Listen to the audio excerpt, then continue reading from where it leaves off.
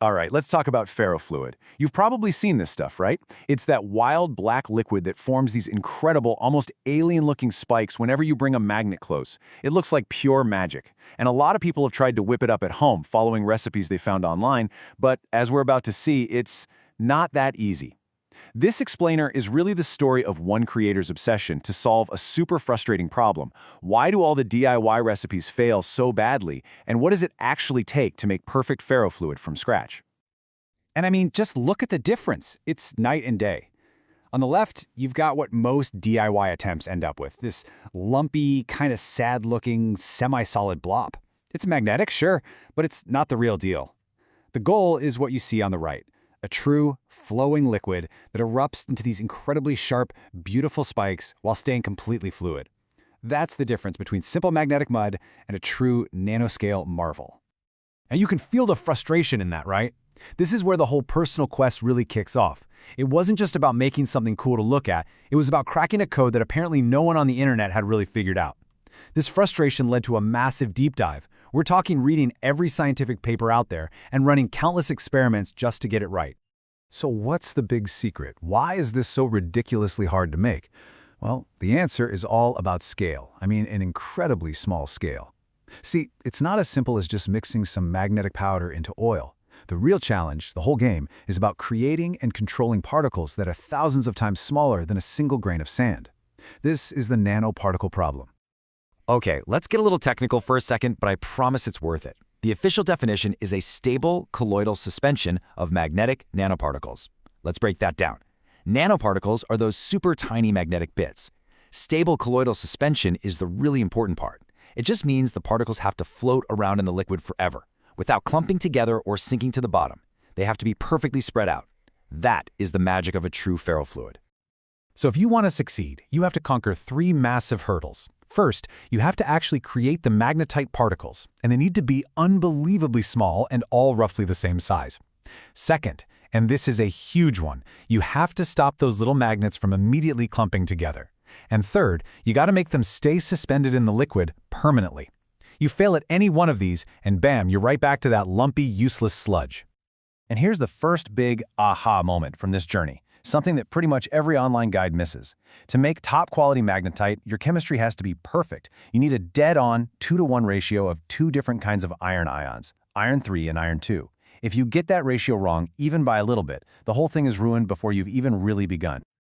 So, this leads us to the breakthrough. Instead of just, dumping chemicals together and hoping for the best, a whole new, super meticulous process was developed. It was all about controlling every single variable you can think of to finally beat those 3 hurdles. It's about turning what felt like alchemy into actual, repeatable science.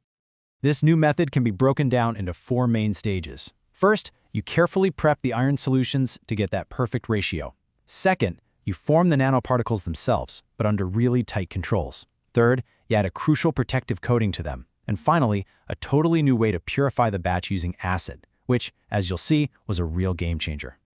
This is where all that obsessive trial and error really paid off. After who knows how many attempts, the perfect conditions started to emerge. You need a fast stir speed, around 1200 RPM, to keep the particles small. You need to dilute the solution way down. You do it all at room temperature. And you have to add the base chemical super slowly, over about 20 minutes. Every single one of these details turned out to be absolutely critical. So how do you solve that clumping problem? I mean, they're tiny magnets. They want to stick together. Well, the solution is genius. You use a special kind of soap. This soap, ammonium oleate, basically shrink wraps every single nanoparticle. Its molecules have these long, oily tails that stick out, creating a slippery, non-stick barrier. It's like a tiny force field around each particle that keeps them from getting too close. It's an incredibly elegant fix. Okay, so we've got our perfectly coated nanoparticles floating around. The next challenge is getting them out of the solution and cleaning them up. And this is where another huge innovation comes into play, one that makes the whole process way safer and just plain better than the hazardous methods you usually find online. See, the old way is kind of crazy. It involves boiling the entire mixture to get rid of leftover ammonia. That's slow, it's dangerous, because who wants to breathe in ammonia gas? And all that heat can actually destroy the delicate soap coating we just worked so hard to create. The new way is so much smarter. You just add a little bit of dilute acid. It instantly neutralizes the ammonia, safely and quickly with no heat. The result is a much, much higher quality product. And the purification doesn't stop there. The solid material is then washed over and over with water and alcohol to get rid of every last impurity. Then, to finish it off, it's put in a vacuum chamber overnight to suck away every last trace of liquid. What you're left with isn't an oily sludge. It's a completely dry, ultra-fine powder of those perfectly coated nanoparticles. So, after all that chemistry, all that washing and drying, what's the grand total? 26 grams. Now, that might not sound like a lot, but believe me, getting 26 grams of pure, perfect nanoparticles like this is a massive success. This is the core ingredient, ready to become ferrofluid. All right, now for the magic. It's time to take that powder, mix it with a carrier liquid, and see what really separates it from all those failed attempts. This is where we get to see if the spikes are really superior. And here's a fascinating bit of info. It turns out most of those DIY recipes don't even make ferrofluid. They make something else called a magnetorheological fluid, or MR fluid. The key difference is the particle size. MR fluids have much bigger particles that eventually settle out. And most importantly, when you bring a magnet near an MR fluid, it gets thick, sometimes almost solid. A true ferrofluid, on the other hand, stays perfectly liquid. And that right there is the ultimate test of quality. When this new fluid was tested, it flowed just as freely with a powerful magnet right next to it as it did without one. It didn't get thicker, it didn't turn to paste, it just formed spikes while staying a true liquid. That is the sign of success. That proves the nanoparticle suspension actually worked. But here's the ultimate payoff, the final showdown. When the homemade ferrofluid was put side by side with a commercial store-bought version, the homemade one was visibly better. The spikes were bigger, sharper, just more defined and impressive. After all that frustration and experimentation, the quest didn't just succeed, it actually surpassed the industry standard. How cool is that? So why was it better? Well, the theory is pretty simple. It's all about concentration.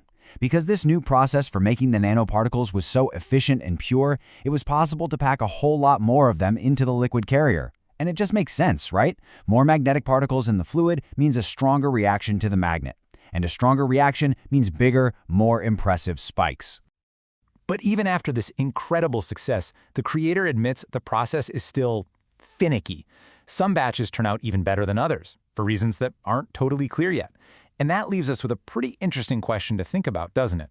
When you're working at the very edge of chemistry and physics, where tiny, unseen variables can have a huge impact on the result, is it pure science anymore? Or does it also become an art? And can you ever perfectly repeat a work of art?